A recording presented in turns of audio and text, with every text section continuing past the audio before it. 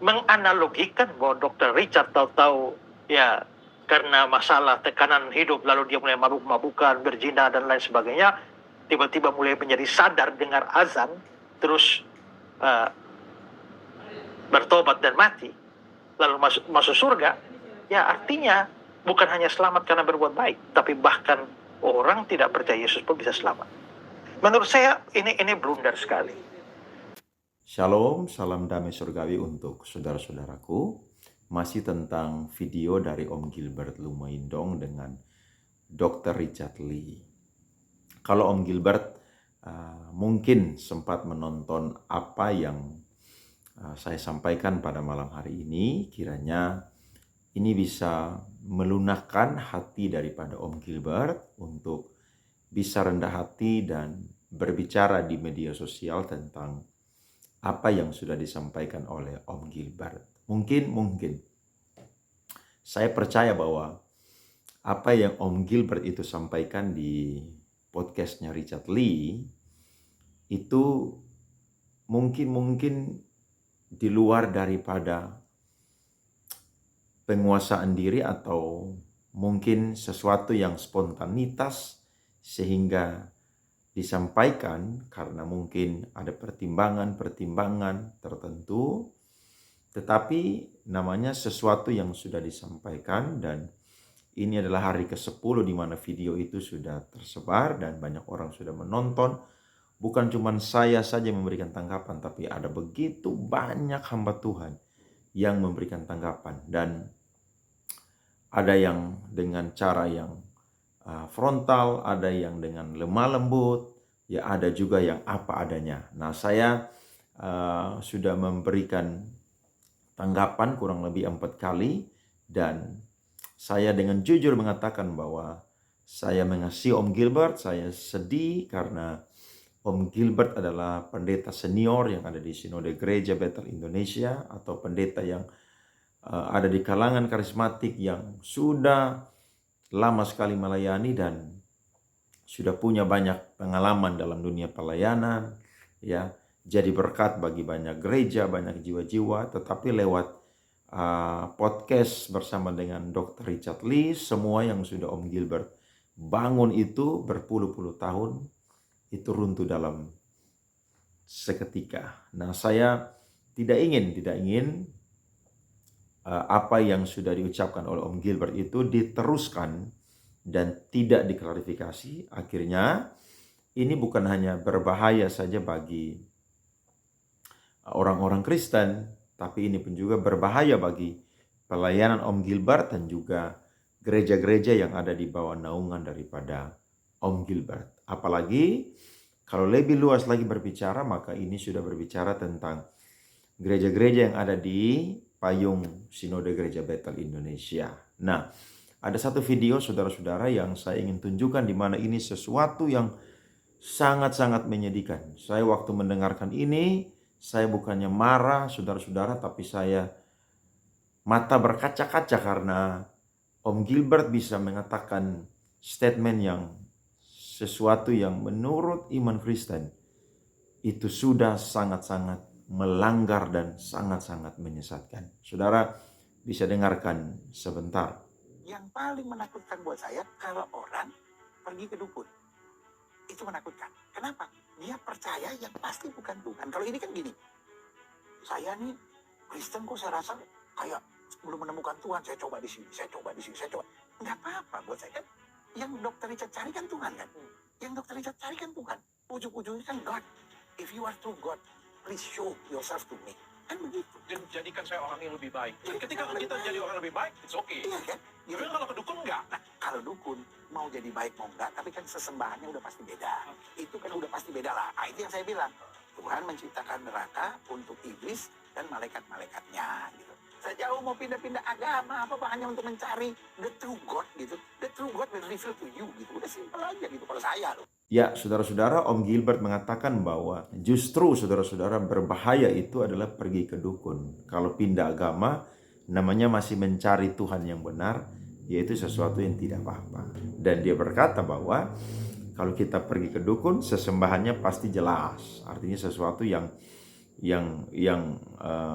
okultisme lah, yang gelap lah begitu. Tapi kalau berpindah-pindah agama kan orang masih mencari. Dan di kata penutup dari video itu, dia berkata bahwa itu adalah pendapat diri dia sendiri. Nah, walaupun itu adalah pendapat diri dia sendiri, tapi ada banyak status dan identitas daripada Om Gilbert Tumoindong. Yang pertama, dia adalah seorang Kristen yang percaya bahwa juru selamat itu adalah Tuhan Yesus Kristus, satu-satunya juru selamat. Yang kedua, dia adalah pendeta, dia adalah gembala jemaat, dia adalah pengurus di Sinode Gereja Betel Indonesia.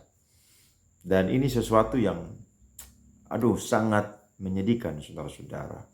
Nah, bukan cuma saya yang memberikan tanggapan, tapi ada beberapa pendeta, dan saya akan coba menunjukkan videonya kepada saudara-saudara, yakni tanggapan dari pendeta Israel Suru dan juga pendeta Yosua Tewo. Coba saudara dengarkan sebentar. Lebih lanjut dari itu yang jadi problem. Karena dia bilang, ya, lihat akhir hidup.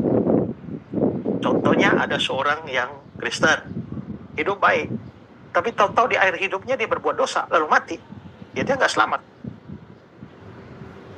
Ya, tapi misalnya Dr. Richard yang sudah Islam nih kan ya, tahu-tahu ya karena tekanan hidup, lalu hidup sesuka-sukanya, tapi tahu-tahu di ujung hidupnya mulai sadar, wah, dengar azan, lalu ikut berdoa, Allahu Akbar, Allahu Akbar, ya selamat. Saya nggak tahu Pak Gilbert sadar atau tidak, tapi artinya dari penjelasan dia membuka peluang bahwa orang yang tidak percaya kepada Yesus, bahkan yang telah meninggalkan Yesus, itu masih bisa diselamatkan karena perbuatan baik.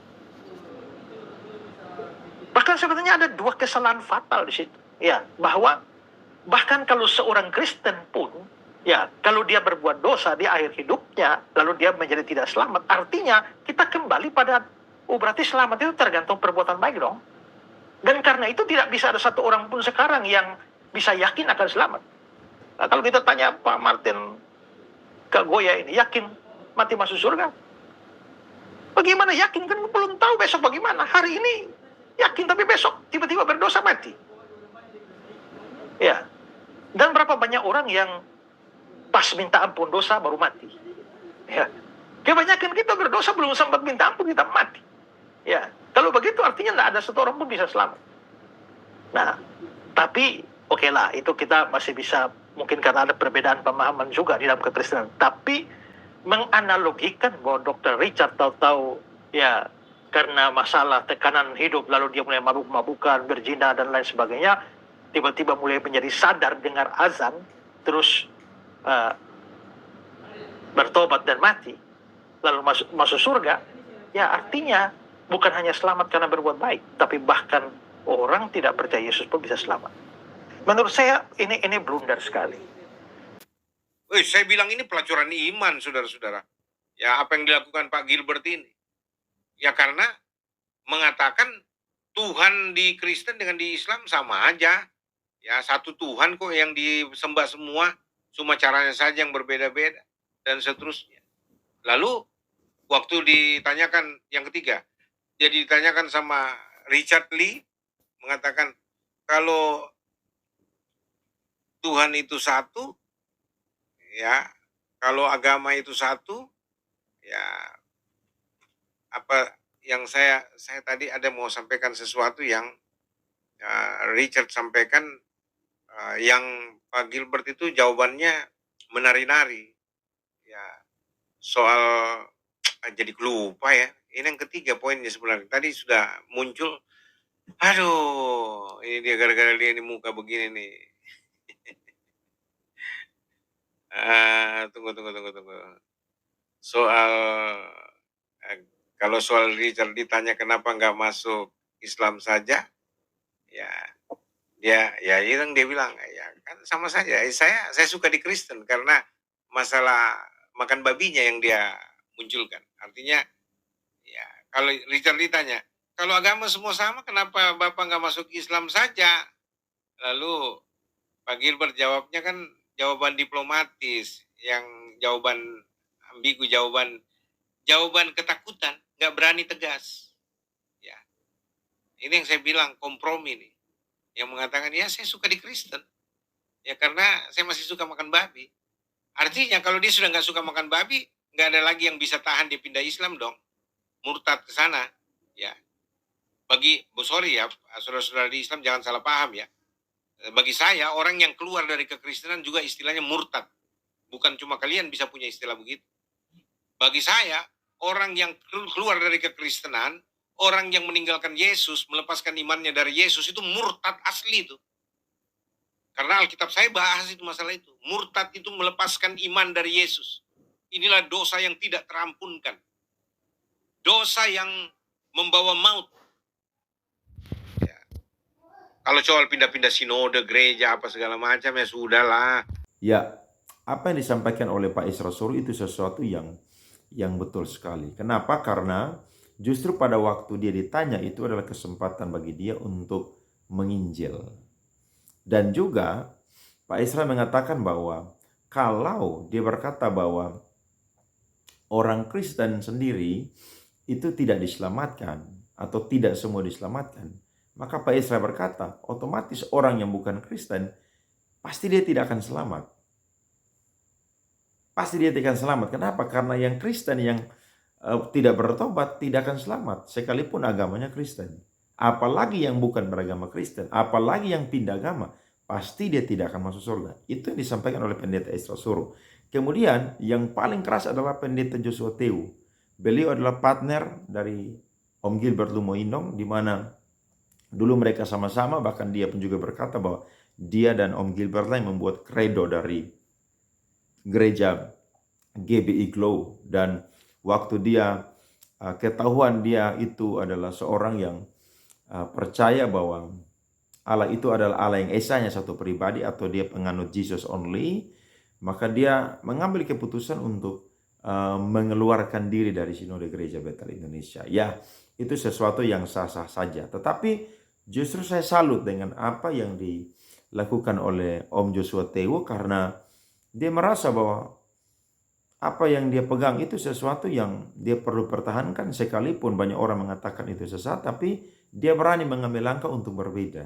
Nah, waktu dia menyampaikan di podcast itu, saya tidak nonton banyak, tapi dia mengeluarkan bahwa ini adalah satu pelacuran iman yang dilakukan oleh Pendeta Gilbert Lumoindong. Nah, ini menjadi sesuatu yang perlu untuk direspon oleh Om Gilbert supaya masalah ini boleh selesai. Karena kalau tidak, apa yang sudah disampaikan akan dipakai oleh orang-orang non-Kristen untuk meruntuhkan semua yang sudah dibangun oleh para Bapak Gereja, Yesus Kristus, teolog-teolog, pendeta-pendeta hari-hari ini yang punya semangat menginjil, memberitakan Injil, anak-anak yang sekolah teologi, sekolah Alkitab, orang-orang Kristen yang punya semangat menginjil untuk menjadikan orang-orang Kristen. Akhirnya mereka tidak akan mau lagi, karena lewat pengajaran daripada Om Gilbert secara pribadi mengatakan bahwa yang lebih berbahaya itu pergi ke dukun daripada pindah-pindah agama. Nah, itu apa bedanya, saudara-saudara? Nah, saya ingat, saudara, ada seorang yang mengikuti aliran bidat, saudara-saudara, namanya adalah Marcion. Dia itu hidup, saudara-saudara, atau melayani kurang lebih tahun 140 Masehi. Dan dia karena mengikuti ajaran yang sesat, maka dia itu mengkanonkan ajaran dia, dan akhirnya dia itu menyebarkan ajaran dia. Salah satu ajaran dia yang sangat-sangat terkenal dan ditentang oleh gereja, yakni dia berkata bahwa Allah dalam perjanjian lama adalah Allah yang jahat, sedangkan Allah dalam perjanjian baru adalah Allah yang baik. Atau Allah dalam perjanjian lama adalah Allah yang tidak punya kasih, sedangkan Allah dalam perjanjian baru adalah Allah yang memiliki kasih. Akhirnya waktu itu, saudara-saudara, gereja cepat bertindak, dan akhirnya gereja itu membuatlah kanonisasi Alkitab perjanjian baru. Nah, ini adalah tindakan daripada gereja purba atau gereja mula-mula, di mana mereka membendung pengajaran sesat. Mereka mau supaya orang-orang Kristen tidak akan terkamiri. Kenapa? Karena Alkitab berkata bahwa ajaran sesat itu seperti penyakit kanker. Penyakit kanker, saudara-saudara, dia akan menyebar. Dan tahukah saudara, orang-orang yang lemah imannya, mereka akan mudah sekali mengikuti ajaran sesat. Mereka akan ditarik, saudara. Mereka akan dirasuki, saudara-saudara. Mereka akan dimasuki oleh ajaran-ajaran yang tidak alkitabiah dan akhirnya membuat mereka mengikuti ajaran yang sesat. Alkitab pun juga berkata, orang-orang pilihan pun juga bisa disesatkan karena mereka mengikuti pengajaran-pengajaran yang sesat. Nah, bagaimana tugas gereja hari-hari ini untuk bisa membendung pengajaran-pengajaran yang sesat?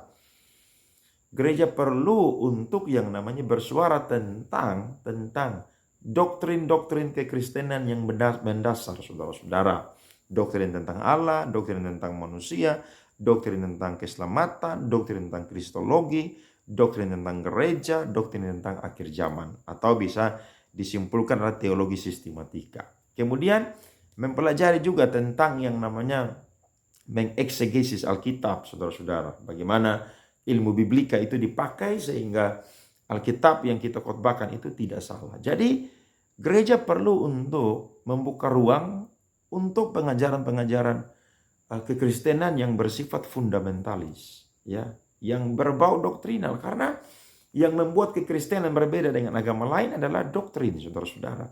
Kalau bicara tentang moral, tentang etika, tentang kehidupan yang humanis, semua agama berbicara. Tapi berbicara tentang Yesus Kristus adalah satu-satunya Tuhan Allah dan Juru Selamat, itu hanya kekristenan saja yang berbicara. Makanya kalau Om Gilbert berkata bahwa orang pindah agama itu tidak berbahaya karena masih mencari, ini sesuatu yang sangat-sangat menyedihkan. Ya, saya sangat-sangat sedih dengan apa yang disampaikan oleh Om Gilbert. Ya, ini sudah 10 hari. Please Om Gilbert, please klarifikasi, sampaikan. Ya, mungkin itu keseleo atau mungkin itu karena spontanitas atau apapun. Please tolong, karena kekristenan ini sedang bertumbuh di seluruh dunia. Ya, saya baca data kemarin, saudara, di Indonesia saja kurang lebih bertumbuh 200.000 jiwa petobat baru menjadi Kristen selama tahun 2024. Saudara bisa bayangkan, orang mau pindah jadi Kristen karena ada 2 faktor alasannya. Yang pertama, mereka mendapatkan damai sejahtera yang sejati di dalam kekristenan. Yang kedua, mereka mendapatkan jaminan keselamatan yang pasti di dalam kekristenan. Nah, kalau mereka mendapatkan sesuatu yang pasti, maka itulah yang menjadi alasan mereka pindah menjadi seorang Kristen. Nah, kalau di dalam kekristenan, ya, keselamatan itu tidak menjadi pasti, Yohanes 10 ayat 29 tidak mengatakan demikian, maka lebih baik orang-orang tidak perlu menjadi Kristen. Saya, saudara, tidak perlu menjadi Kristen. Om Gilbert pun juga tidak perlu menjadi Kristen. Bahkan juga tidak perlu menjadi pendeta lagi. Karena semua agama sama. Ini sesuatu yang menjadi standar ganda, menjadi dikotomi yang ditabrak, saudara-saudara. Sehingga ini jadi satu kekacauan yang sangat luar biasa. Ya, bahkan saya juga bicara Sinode Gereja Bethel Indonesia, please tolong ambil langkah, ya. Kalau mungkin hukuman atau mungkin sanksi yang tidak berat, ya, tidak usah pecat, mungkin hanya disiplin juga tidak apa-apa, tapi bersuaralah, ambil sikap teologis supaya apa yang sudah diucapkan oleh Om Gilbert itu benar-benar diperbaiki. Karena walaupun Om Gilbert mengatakan bahwa itu adalah pendapat diri dia sendiri, tapi ingat, dia adalah pendeta, dia ada di payung sinode dari GBI. Bahkan GBI pun juga terhisap di dalam PGI, PGPI, dan juga PGLLI. Saudara lihat, ini sesuatu yang akan berdampak luas, ya. Jadi saya membuat video ini, video ke-6 saya. Saya tidak tahu kapan saya berhenti mengkomentari Om Gilbert, tapi ini kerinduan hati saya. Bahkan juga ada pendeta-pendeta orang Kristen yang sudah berkomentar di video-video saya, bahkan di video-video pendeta yang lain. Mereka berharap supaya ini segera diselesaikan sehingga nama Tuhan Yesus itu tidak diolok-olok. Karena ketika orang menyebarkan ajaran yang sesat, yang paling pertama dipermalukan adalah pribadi Tuhan Yesus Kristus. Ya, saudara-saudara, saya harap Om Gilbert mendengarkan video ini. Saya mengasihi, saya pendeta yang masih muda, tapi saya satu sinode dengan Om Gilbert di GBI. Saya rindu supaya GBI semakin besar, bertumbuh, bahkan visi dari GBI membangun 10.000 gereja itu bukan sekedar gereja yang banyak, ya, jumlah jemaatnya, tetapi secara doktrinal GBI pun juga punya ajaran yang alkitabiah. Terima kasih. kiranya menjadi berkat. Om Gilbert, Tuhan memberkati. Ya, mari klarifikasi, mari rendah hati. Hamba Tuhan yang sejati, dia adalah hamba Tuhan yang ketika berbuat salah, dia tidak gengsi untuk meminta ampun kepada Tuhan, bahkan juga meminta maaf kepada jiwa-jiwa orang Kristen. Tuhan memberkati.